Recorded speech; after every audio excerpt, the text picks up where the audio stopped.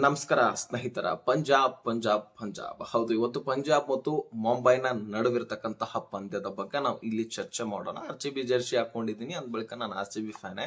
So ನಾವಂದ್ರೂ qualify ಆಗಿದೀವಿ, ತಲೆ ಕೆಡಿಸ್ಕೊಳ್ಳೋದು ಯಾಕೆ. ಇನ್ನು 2 ಪಾಯಿಂಟ್ ಅಂದ್ರೆ ಒಂದು ಮ್ಯಾಚ್ ಗೆದ್ರೆ ಸಾಕು, ನಾವು ಮೊದಲು ಅಥವಾ ಎರಡನೇ ಸ್ಥಾನವನ್ನ ಗಟ್ಟಿಗೊಳಿಸ್ಕೊಳ್ತೀವಿ. ರನ್ ರೇಟ್ ಕೂಡ ಹೆಚ್ಚಾಗಿದೆ, ತಲೆ ಕೆಡಿಸ್ಕೊಳ್ಳುವಂತ ಅವಶ್ಯಕತೆ ಇಲ್ಲ.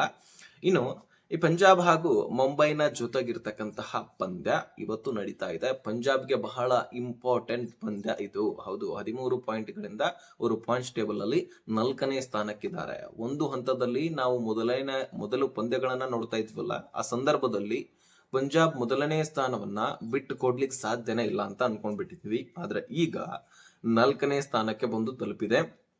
ಸತತವಾಗಿ 4 ಸೋಲುಗಳನ್ನ ಅನುಭವಿಸಿದೆ. ಕಂಟಿನ್ಯೂ ಆಗಿ ಮೊದಲನೇದಾಗಿ 6 ಗೆಲುವನ್ನ ಸಾಧಿಸಿತ್ತು. ಆ ಗೆಲುವನ್ನ ನೋಡಿ ನಾವು ಅನ್ಕೊಂಡ್ಬಿಟ್ಟಿದೀವಿ, ಮೊದಲನೇ ಸ್ಥಾನ ಅಥವಾ ಎರಡನೇ ಸ್ಥಾನ ಇವ್ರಿಗೆ ಫಿಕ್ಸ್, ಇವ್ರಂತೂ ಕ್ವಾಲಿಫೈ ಆಗೋದು ಖಂಡಿತ ಅಂತ ಅನ್ಕೊಂಡ್ಬಿಟ್ಟಿದೀವಿ.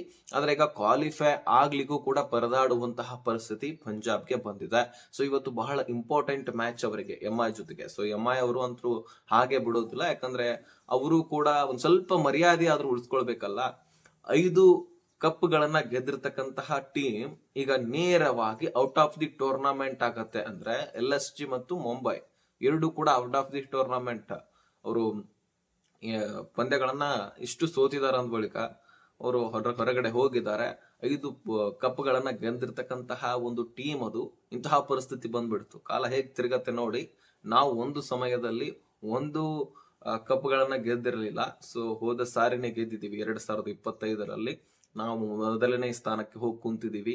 ಇದೇ ಕಾಲದ ಚಕ್ರದ ನಿಯಮ ಅಂತ ಹೇಳಬಹುದು. ಈಗ ಪಂಜಾಬ್ ಮೊದಲನೇ ಮ್ಯಾಚ್ GT ಜೊತೆಗೆ ಆಗತ್ತೆ. 3 ವಿಕೆಟ್ ನಿಂದ ವಿನ್ ಆಗ್ತಾರೆ. ಜೊತೆಗೆ ಪಂಜಾಬ್ CSK ಜೊತೆನೂ ಕೂಡ ಗೆಲ್ತಾರೆ. ಇನ್ನು KKR ಜೊತೆಗೆ ಒಂದು ಟೈ ಆಗತ್ತೆ. ಬಹುತೇಕ ಅದನ್ನು ಕೂಡ ಗೆಲ್ತಿದ್ರೇನು. 2 ಓವರ್ ನಲ್ಲಿ 24 ರನ್ ಅನ್ನ KKR ಬಾರಿಸಿತ್ತು. ಆದ್ರೆ 4 ಓವರ್ ನಲ್ಲಿ 2 ವಿಕೆಟ್ ಕೂಡ ಬಿದ್ದಿತ್ತು. ಅಲ್ಲಿ ಬಾಲ್ ಟು ಬಾಲ್ ರನ್ ಆಡಿದ್ದು. ಅಂದ್ರೆ 3 ಓವರ್ 4 ಬಾಲ್ಗಳಲ್ಲಿ 25 ರನ್ ಅನ್ನ ಬಾರಿಸಿದ್ರು. 2 ವಿಕೆಟ್ ಕೂಡ ಆಗಿತ್ತು. ಆಲ್ಮೋಸ್ಟ್ ಪಂಜಾಬ್ ಗೆಲ್ತಿತ್ತೇನೋ ಅದನ್ನು ಕೂಡ.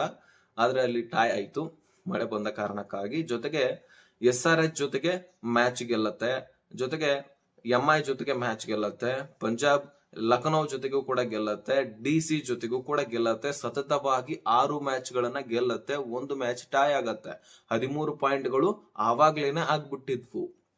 ಇನ್ನೇನಪ್ಪ, ಇವ್ರದ್ದು 7 ಮ್ಯಾಚ್ ಗಳಲ್ಲೇನೆ ಇವರು 6 ಮ್ಯಾಚ್ ಗಳನ್ನ ಗೆದ್ದಿದ್ದಾರೆ. ಅದರಲ್ಲಿ ಒಂದು ಟೈ ಆಗಿ 13 ಪಾಯಿಂಟ್ ಗಳಾಗಿದ್ದಾವೆ. ಇನ್ನು ಉಳಿದಂತಹ 7 ಮ್ಯಾಚ್ ಗಳಲ್ಲಿ ಇನ್ನು 3 ಗೆದ್ರು ಸಹಿತ ಇವರು ಟಾಪ್ ಆಫ್ ದಿ ಟೇಬಲ್ ಬಿಟ್ಟು ಕೊಡೋದಿಲ್ಲ ಅಂತ ನಾವು ಅನ್ಕೊಂಡ್ಬಿಟ್ಟಿದ್ವಿ. ಸತತವಾಗಿ 4 ಸೋಲನ್ನ ಅನುಭವಿಸ್ತಾರೆ. ಯಾವಾಗ RR ಜೊತೆಗೆ ರಾಜಸ್ಥಾನ್ ಜೊತೆಗೆ ಸೋಲ್ತಾರೋ ಆವಾಗಿನಿಂದನೂ ಕೂಡ ಇವರಿಗೆ ಒಂದು ತರ ಪೊನೋತಿ ಹತ್ತು ಬಿಡತ್ತಂತ ಹೇಳ್ಬೋದು ನೋಡಿ. GT ಜೊತೆಗೆ ಸೋಲ್ತಾರೆ, SRH ಜೊತೆಗೆ ಸೋಲ್ತಾರೆ, DC ಜೊತೆಗೂ ಕೂಡ ಕೊನೆಯದಾಗಿ ಗೆಲ್ಲುವಂತಹ ಮ್ಯಾಚ್ ಕೂಡ ಸೋತು ಬಿಡ್ತಾರೆ. ಮಿಲ್ಲರ್ ಬಂದು ಮ್ಯಾಚ್ ಅನ್ನ ಮುಗಿಸ್ಕೊಂಡ್ ಬಿಡ್ತಾರೆ. ಇದರ ಬಗ್ಗೆ ನೀವು ನೋಡಿರಬಹುದು ಈ ಮ್ಯಾಚ್ ಅನ್ನ. ಸೊ ಬಹಳ ಕ್ರೂಷಿಯಲ್ ಆಗಿತ್ತು. ಸೊ ಆಲ್ಮೋಸ್ಟ್ DC ಸೋಲುವಂತಹ ಹಂತಕ್ಕೆ ಹೋಗಿ ಮುಟ್ಟಿತ್ತು. ವಿಕೆಟ್ ಗಳಂತೂ ಪವರ್ ಪ್ಲೇ ನಲ್ಲಿ 2-3 ವಿಕೆಟ್ ಗಳು ಬಿದ್ದಿದ್ವು. ಆದ್ರೂ ಸಹಿತ ಮ್ಯಾಚ್ ಫಿನಿಶ್ ಮಾಡ್ತಾರೆ. 210 ರನ್ ಅನ್ನ ಚೇಸ್ ಮಾಡ್ತಾರೆ DC ಅವರು. ಅದಾದ ಬಳಿಕ ಇನ್ನು ಇವತ್ತು ಪಂಜಾಬ್ ಮತ್ತು ಮುಂಬೈ ಇದೆ. ಇದನ್ನ ಗೆಲ್ಲಲೇಬೇಕಾದಂತಹ ಅನಿವಾರ್ಯತೆ ಪಂಜಾಬ್ಗಿದೆ. ಅದಾದ ಬಳಿಕ SRH ಜೊತೆಗೂ ಕೂಡ ಲಕ್ನೋ ಜೊತೆಗೆ ಇದೆ ಮ್ಯಾಚು. ಅದಾದ ಬಳಿಕ ನಮ್ಮ ಜೊತೆನೂ ಕೂಡ ಒಂದು ಮ್ಯಾಚ್ ಇದೆ. ಟೋಟಲ್ 3 ಮ್ಯಾಚ್ ಇದಾವೆ. ಒಂದು MI ಜೊತೆಗೆ, ಒಂದು ನಮ್ಮ ಜೊತೆಗೆ ಅಂದ್ರೆ RCB ಜೊತೆಗೆ, ಇನ್ನು ಲಕ್ನೋ ಜೊತೆಗೆ. ಸೊ ಇದರಲ್ಲಿ ಇವರು 2 ಆದ್ರೂ ಗೆಲ್ಲಲೇಬೇಕು, ಫಿಕ್ಸ್. 2 ಆದ್ರೂ ಗೆಲ್ಲಬೇಕು. ಒಂದು ಮುಂಬೈ ಜೊತೆಗೆ ಇವತ್ತು ಗೆದ್ರೆ ಮತ್ತೊಂದು RCB ಜೊತೆಗೆ ಸೋಲ್ಬೇಕು ಇವರು, ಯಾಕಂದ್ರೆ ನಾವು RCB ಅಭಿಮಾನಿಗಳು. ನೆಕ್ಸ್ಟ್ ಲಕ್ನೋ ಜೊತೆಗೆ ಒಂದಿದೆ, ಅಲ್ಲಿ ಗೆದ್ರು ನಡೆಯುತ್ತೆ. ಆವಾಗ ಒಳಗೆ ಬರುವಂತಹ ಸಾಧ್ಯತೆ. 3ರಲ್ಲಿ 2 ಆದ್ರೂ ಇವ್ರು ಗೆಲ್ಲಲೇಬೇಕಾದಂತಹ ಅನಿವಾರ್ಯತೆ ಇದೆ. ಇವರು ಪಾಯಿಂಟ್ಸ್ ಟೇಬಲ್ ಅಲ್ಲಿ ಸದ್ಯಕ್ಕೆ 4ನೇ ಸ್ಥಾನದಲ್ಲಿದ್ದು ಇವ್ರದ್ದು ಪ್ಲಸ್ ಇದೆ ರನ್ ರೇಟ್ 0.428. 13 ಪಾಯಿಂಟ್ಗಳು ಕೂಡ ಇದ್ದಾವೆ. ಇಲ್ಲಿ ಒಂದು ಮ್ಯಾಚ್ ಗೆದ್ರು 15 ಪಾಯಿಂಟ್ ಆಗ್ತವೆ, ಇನ್ನೊಂದು ಗೆದ್ರೆ 17 ಪಾಯಿಂಟ್ ಆಗ್ತವೆ. ಇಲ್ಲಿ CSK ಕೂಡ ಇದರ ಪೈಪೋಟಿ ಕೊಡ್ತಾ ಇದೆ. ಜೊತೆಗೆ RR ಕೂಡ ಪೈಪೋಟಿ ಕೊಡ್ತಾ ಇದೆ. ಅವರು ಎರಡೆರಡು ಮ್ಯಾಚ್ ಗಳನ್ನ ಗೆದ್ರು ಸಹಿತ 16 ಪಾಯಿಂಟ್ ಗಳಿಗೆ ಬರ್ತಾರೆ. ಇನ್ನು 3 ಮ್ಯಾಚ್ ಅವ್ರದ್ದು ಕೂಡ ಬಾಕಿ ಉಳಿದಿದೆ. ಇವ್ರದ್ದು ಕೂಡ 3 ಮ್ಯಾಚ್ ಬಾಕಿ ಉಳಿದಿದೆ.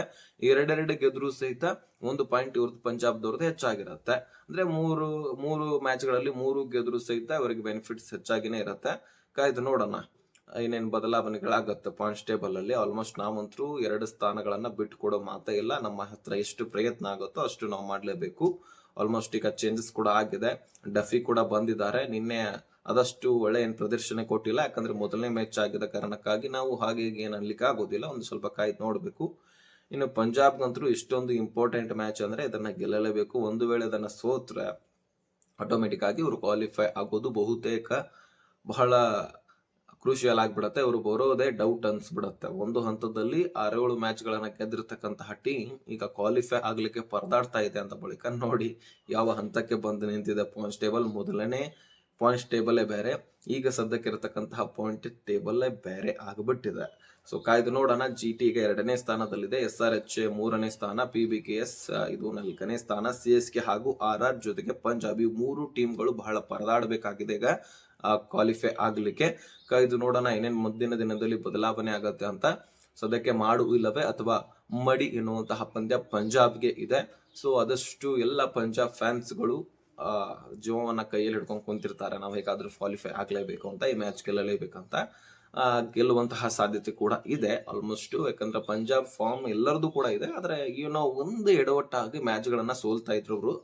ಕಾಯ್ದು ನೋಡೋಣ ಇವತ್ತು ಏನೇನು ಚೇಂಜಸ್ ಗಳಾಗ್ತವೆ ಪಂಜಾಬ್ ನಲ್ಲಿ ಅದು ಇದು ಅಂತ. ಸೊ ಈ ವಿಷಯವನ್ನ ಆದಷ್ಟು ಎಲ್ಲ ಕ್ರಿಕೆಟ್ ಪ್ರಿಯರಿಗೆ ಶೇರ್ ಮಾಡಿ, ಹಾಗೆ ಸಬ್ಸ್ಕ್ರೈಬ್ ಮಾಡ್ಕೊಳ್ಳಿ.